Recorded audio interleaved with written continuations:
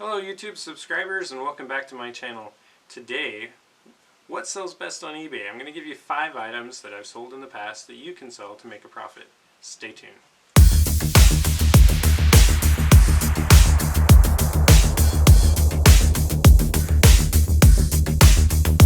Today I'm going to share with you 5 things that will help you make it on eBay so that you don't break it. And at the end of the video, I'm going to share with you a bonus, how to figure out whether something will sell on eBay before you buy it. The first item I'm going to share with you are TV remotes. Also stereo remotes do pretty well, but these are cheap and easy to buy, usually less than $1. The average sell price is between $7 and $10. And these things are so light that most of them will go first class mail. You can ship first class mail if it's less than 1 pound. So we're talking about $2.75 up to about $3.50 depending on where it's going. And then you've got eBay fees. eBay likes to take about 10% of the final sell price. So you're looking at 70 cents to $1 on that $7 to $10 range selling price. And then PayPal takes about 5%, which is 35 cents to 50 cents. So not huge fees associated with this and not a huge shipping cost. So if you can sell these between $7 and $10 and pay less than $1 for them when you buy them, you can make a profit of around $2.20 to $4. Now that doesn't sound like a lot, but if you can do that regularly, once a week, twice a week, it's something you can snowball, something you can compound with other sales to add up to a bigger profit down the road. And it's really just a very basic, easy thing to get started with. I also want to share with you, while we're on the topic of electronics and remotes, is that there's one very important thing that you really need to look at whenever you buy electronics. That's simple. Pop open the back cover, take a look. If there are corroded batteries in it, don't buy it. Corrosion cannot be removed, and it destroys circuit boards and causes lots of problems. So just avoid anything that has corroded, exploded batteries inside the battery case. The next thing I'm going to share with you, I've sold, I can't tell you how many vacuum bags. Vacuum bags, just like remotes, are very easy to find. They're usually in almost every thrift store, a lot of estate sales, a lot of yard sales. You can usually pick them up again for less than $1. The first ones I remember buying, I think I paid 25 cents for. So these will sell anywhere between $7 and $12. Not huge numbers, but think about it. This is very lightweight. So again, it's going to ship less than a pound for first class mail. It's going to be $2.75 to $3.50 depending on where it's going. eBay fees are very similar to the remotes, where eBay fees are going to be 70 cents to $1.20, and PayPal 35 cents to 60 cents. And so you're looking at a profit if you can sell this between $7 and $12, pay less than $1. You're looking at $2.20 up to $5.70 for vacuum bags. Now I can tell you from experience that not all bags sell. So stay tuned again to the end of this video and I'm going to share with you how to determine what will sell or what won't sell before you buy it. A tip on these is don't buy open bags. Always buy sealed bags, because you don't know if they put a different bag back in there when they were done, or how many were supposed to be in there. It's just real complicated, and people usually won't buy the open bag ones from my experience. But if you've seen it differently, let me know in the comments below. The next item that I've sold a lot of are cookie presses, vintage cookie presses. Now, I don't have any to show you because I've sold every one that I have, so it's going to be up on the screen right over here for you to see some examples of ones that I've sold in the past. Cookie presses, I typically am able to pick them up for $3 to $6. The average sell price can be $15 to $40, sometimes a little bit more. They are a little bit heavier, so the average shipping price from my experience is somewhere between $8.75 to $12.80. And average eBay fees, 10% again on the 15 to 40, would be $1.50 to $4. PayPal is going to be about 75 cents to $2. So if you can find these, some of the examples, and again I'll show you how to look up some stuff at the end as a bonus, you can make somewhere between $4 and $21.20 if you can sell between $15 and $40 and you pay less than $6 for these items. That's a pretty healthy return. Now I don't find these all that often. I think I sold between 10 and 15 of these last year, and again I don't have any to show you because they've all sold. So one thing about vintage presses that you really need to be aware of is they need to be clean. They may not be clean when you find them, but you need to have them clean before you sell them. Cleaning them, washing them like you normally would dishes, and then maybe using some rubbing alcohol on them to clean up and disinfect. Just a good idea because somebody will be using this, so you don't want to use any like cleaners on them. Anything you wouldn't use on your own dishes. So the next item is something that really is fading in our society, and that is home telephone systems. Just like this one here, cordless home telephone systems. This is the base charger and a handset. You can sell these individually like this by itself, or with a charger, or even this with some other handsets and an answering machine.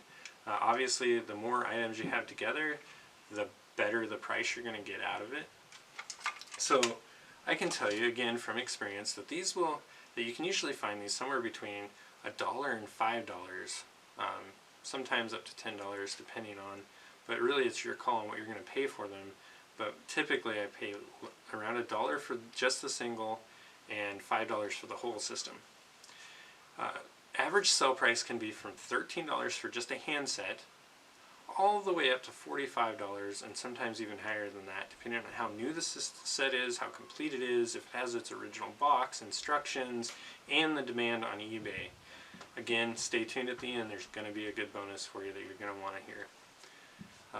So on these, average shipping price. So on just a handset, it should ship less than 1 pound. So less than 1 pound, you're looking around $3.25, $3.50, somewhere in there to ship it. When you have more than that, you can be all the way up to like $10.80, which is a regional flat A box. You'll have to look that one up. eBay fees, $1.30 to $4.50. PayPal fees, 65 cents up to $2.25. Again, pretty reasonable. The average profit, if you can buy these between $1 and $5 for the whole set, $1 for these, and sell them between $13 and $45, then you have a potential profit of $6.80 all the way up to $22.45. Now that's a really good profit. These are not super fast movers, but they do sell. So some things sell really quickly and some things sell over time. So you have to kind of adjust yourself depending on that, and also how knowledgeable you are on these things. I'm going to give you a tip. The tip is simple. On these phones, get ones that take AAA batteries, because that way you can test it when you get home, or test it while you're at the store to see if it comes on. If it has a battery pack, the only way you're going to know if it works or not is if you go out and buy a battery for it, or if you're lucky enough that the battery pack is actually good and you can charge it and it'll hold a charge. Most cases those batteries are bad, so look for ones that have AAAs.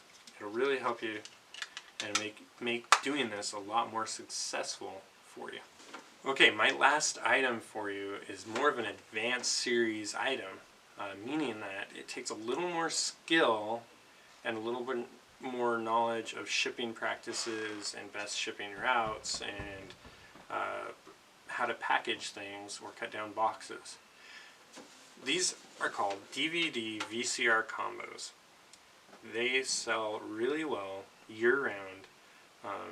They don't sell like every week, but I probably sell 1 or 2 or even 3 a month. So it's a nice item to have. It takes up some space, and there's some testing that has to be done on those. We'll get that in a minute. But if you can buy those between $10 and $20, you can make a good profit on them. So these will sell anywhere from $50 all the way up to $80. Sometimes more, just depending. I mean, if you can find one brand new in a box, that's where the real profit is, because brand new in a box, never used, people are just crazy about that. So shipping on these, that's the kicker on these guys. They're heavy and they're big. And for me, I use FedEx, FedEx ground shipping, and I buy boxes. I don't reuse boxes when I ship expensive items.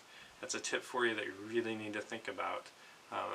most of the stores or shipping stores would sell something that's about 17 inches wide, 11 inches deep, and 6 inches high. And that dimension will fit most DVD and VCR combos. Most, not all. So you have a little bit of cost there. But eBay fees, shipping, sorry, I kind of got ahead of myself. Shipping is going to be between $15 and $25, depending on where in the country it's going and what service you choose to use. It's going to be a lot more through USPS than it will be through FedEx or UPS, so it's kind of your preference there. Like again, I use FedEx Ground. The average eBay fees, again, 10%, so $5 up to $8 on fees on those guys. PayPal average fees is 5%, so it's $2.50 up to $4. So if you can buy these, again, between $5 and $20 or even less, and get them listed and sold between $50 and $80, you can make a profit of $17.50 up to $20 per item that you sell like this. Okay, so as promised, I'm going to share with you a bonus. I'm going to show you how to find items that will sell on eBay before you buy them. So you're out looking around and you're trying to figure out, well, is this worth buying to sell on eBay? First, you have to have the basic idea of what shipping costs are, what eBay fees are. We went over that in the video so far. Now, you're going to go to the eBay app on your phone. You're going to type in something specific. So, on most items, the way to find out whether it's going to sell or not is to look in the brand name and then the model number only. So, as an example. I want to show you right here how to look up something using the brand name and the model number. So we used a Panasonic handset as an example during the previous video here, and so we're going to look up Panasonic KX-TGA 470, sorry, and we're just going to see what comes up. There's somewhere around 292 listings for this item, so there's a lot of people out there trying to sell it. As you can see, $14.95, $15, $20, $10. It really varies, so we really don't get a good idea. But just for fun, let's see what the highest price is being asked. As you can see, it's $95, $99, right around $100 is the most expensive ones, and then you see some sponsored ones that show up. So that's a whole nother deal. But people are asking quite a bit for them, so what we want to do is understand whether that is correct or not. I never use the asking price as a determination as to whether I should buy something or not. Rather, I go into the advanced settings and I go down to the sold listings, because the sold listings are going to tell us what people actually got for their items, not just what they were asking for. So you just click the sold listings, go to search, you'll see that, boom, pops up $14.99. 171 have sold, so pretty good turnaround rate compared to what's on there. So as you can see, the prices vary a lot, depending on whether they're new, whether they're used, whether they have a charger, whether there's multiple handsets, all kinds of stuff. So this is a good determination. So you can kind of see a trending price right here of $13.97. It's very useful to know that you shouldn't probably go over that, maybe a little under if you want to be competitive, or right around there if you want to be about like where everyone else is.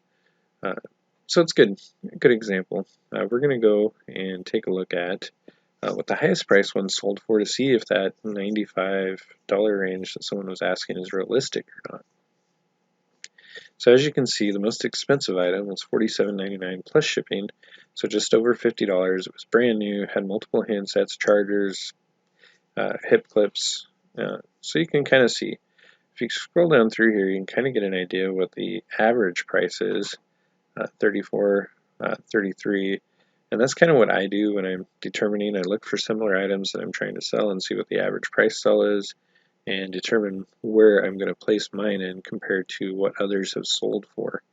It's very important that you try to figure that out and be competitive, because you don't want your items just sitting there not selling. You actually want them selling for realistic asking price, and this is the best way to determine that. So hopefully you found this little tidbit bonus helpful and useful. Again, model and brand name is how you search for stuff. I just want to thank you for watching my video all the way to the end. Please subscribe, comment any questions that you have about what things that I've said or shown you on this video. Thank you very much. Have a great day. See you next time.